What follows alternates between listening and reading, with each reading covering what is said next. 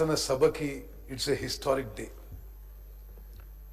కొన్ని దశాబ్దాలుగా ఉమ్మడి ఆంధ్రప్రదేశ్లో కానీ ప్రత్యేక తెలంగాణ రాష్ట్రంలో కానీ ఎస్సీ కేటగరైజేషన్కి ఈ సభలో బయట అన్ని రాజకీయ పార్టీలు అన్ని వర్గాలు యునానిమస్గా సపోర్ట్ చేసినా it did not become a reality.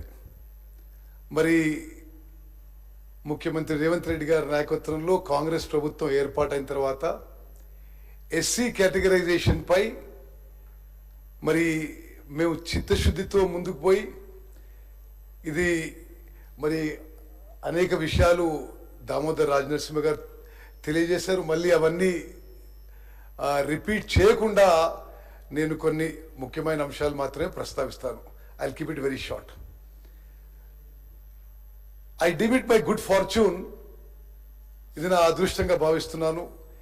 ఇంత చారిత్రాత్మక చట్టం తీసుకురావడంలో మరి ఈ క్యాబినెట్ సబ్ కమిటీ ఏదైతే ఎస్సీ కేటగరైజేషన్ విషయాలు అన్ని విషయాలు పరిశీలించి సుప్రీంకోర్టు తీర్పు సుప్రీంకోర్టు ఆదేశాల మేరకు ముందుకు పోవడానికి ద వే ఫార్వర్డ్ డిటర్మిన్ చేయడానికి మరి నేను దామోదర్ రాజనరసింహ గారు, శ్రీధర్ బాబు గారు, సీతక్క గారు, పొన్నం ప్రభాకర్ గారు, మల్లు రవి గారు ఒక క్యాబినెట్ సబ్ కమిటీగా అపాయింట్ చేయబడి ఈ ఎస్సీ కేటగరైజేషన్ దాన్ని ఏ విధంగా ముందుకు తీసుకుపోవాలని చెప్పి చర్యలు తీసుకునే ఒక అవకాశం రావడం మా అదృష్టంగా భావిస్తున్నాం.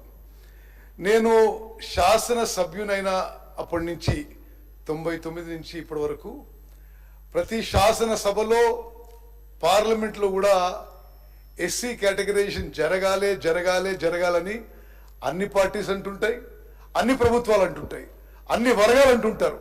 కానీ ఈరోజు ఒక పకడ్బందీ ప్రణాళికతో ఒక పకడ్బందీ చట్టంతో ముందుకొచ్చిన ఘనత ఈరోజు మన కాంగ్రెస్ ప్రభుత్వం అని చెప్పి మరి చెప్పడం ఇది నిస్సందేహం అని చెప్పి నేను భావిస్తున్నాను. అధ్యక్ష, మీకు కూడా తెలుసు వ్యక్తిగతంగా మరి ఈ విషయంలో ఉమ్మడి ఆంధ్రప్రదేశ్లో ఈ శాసనసభలో ప్రత్యేక తెలంగాణ రాష్ట్రంలో ఈ శాసనసభలో కాంగ్రెస్ పార్టీ ఎప్పుడు కూడా ఎస్సీ వర్గీకరణకి కట్టుబడిన మాట కూడా ఒకసారి నేను గుర్తు చేస్తున్నాను. సపరేట్ తెలంగాణ స్టేట్ అయిన తర్వాత మరి కాంగ్రెస్ పార్టీ నిరంతరం ఎస్సీ వర్గీకరణ కోసం పోరాటం చేసిన విషయాన్ని మనం చేస్తున్నాను. 2018 ఎన్నికల్లో మా ప్రియతమ నాయకుడు రాహుల్ గాంధీ గారు తెలంగాణ శాసనసభ ఎన్నికల్లో ప్రచారం చేసినప్పుడు కూడా ఎస్సీ వర్గీకరణపై ఒక నిస్పష్టమైన హామీ ఇస్తూ మరి మందకృష్ణ మాదిగతో ఇతరులతో కూడా కలిసి ఒకే వేదికపై ప్రచారం కూడా చేసి we're committed to SC categorisation అనే మాట చెప్పడం జరిగింది. మరి ఈ యొక్క ఎస్సీ కేటగరైజేషన్ విషయంలో సుప్రీంకోర్టు ఇచ్చిన తీర్పు అనుగుణంగా ఆ తర్వాత మా ముఖ్యమంత్రి గారు మా క్యాబినెట్ సబ్ కమిటీ ఏర్పాటు చేసి వీ హ్యావ్ గాన్ ఫార్వర్డ్.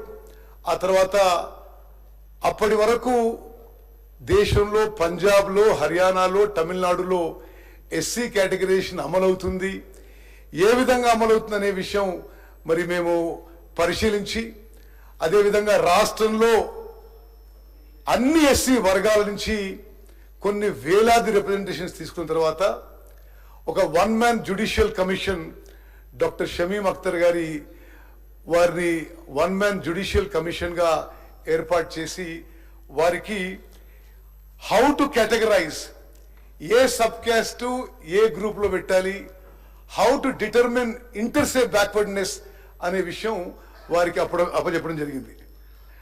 ఈ డెడికేటెడ్ కమిషన్, ఈ 1 man కమిషను వీరికి మేము అన్ని విధాలుగా ఎంపిరికల్ డేటా ఇవ్వడం జరిగింది.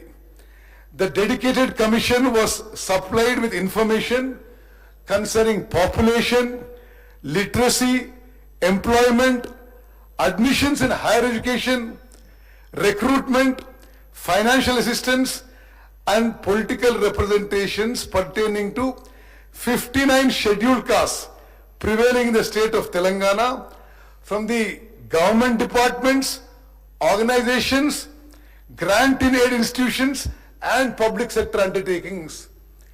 ఈ వన్ మ్యాన్ జ్యుడిషియల్ కమిషన్ వారికి ఈ 59 ఉపకులాల్లో ఏ విధంగా to determine inter se backwardness, how to categorise it to different groups కోసం అన్ని విధాలుగా ఎంప్లాయ్మెంట్, ఎడ్యుకేషన్ అన్ని డేటా ఇవ్వడం జరిగింది.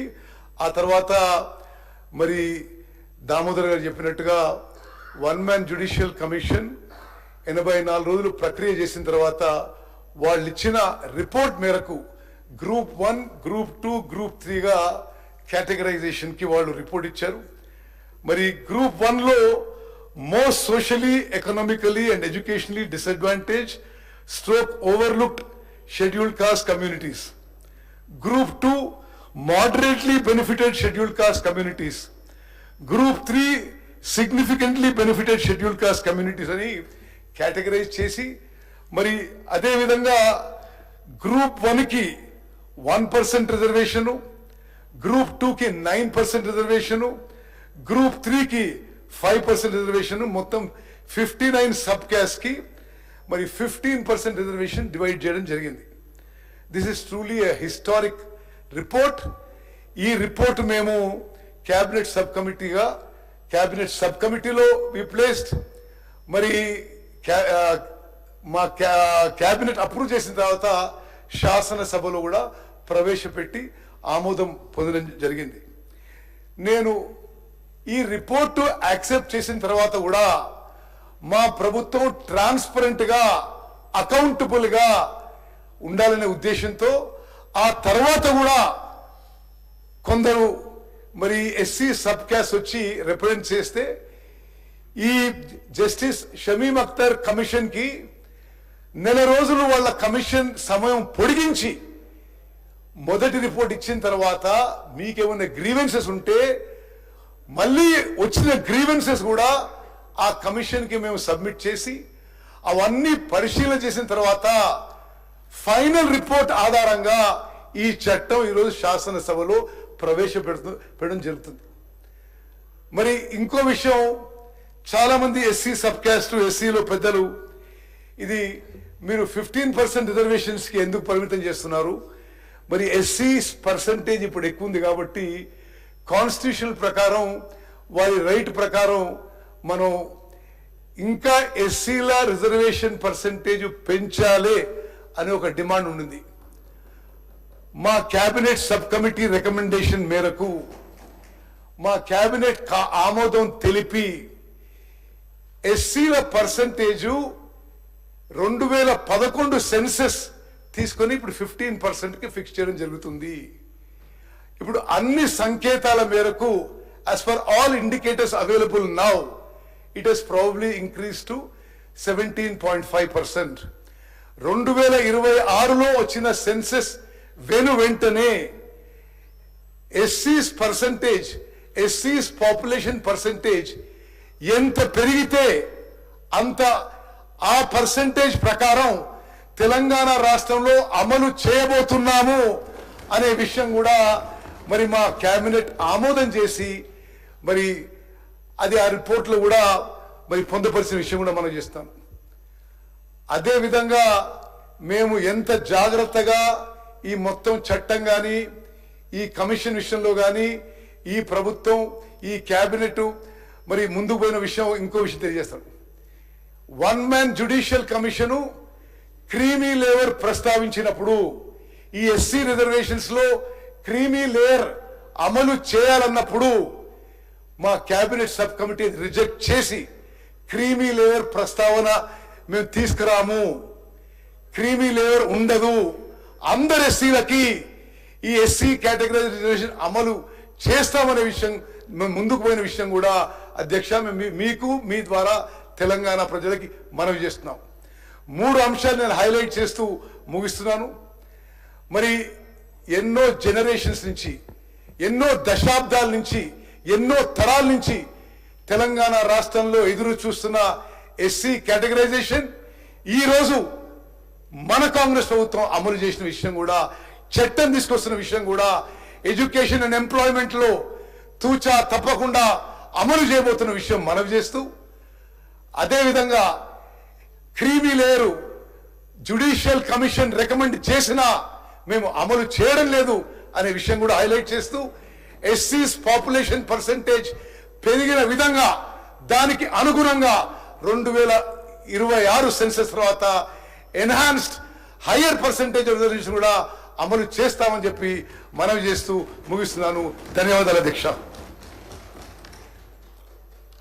శ్రీ అట్లూరి లక్ష్మణ్ గారు.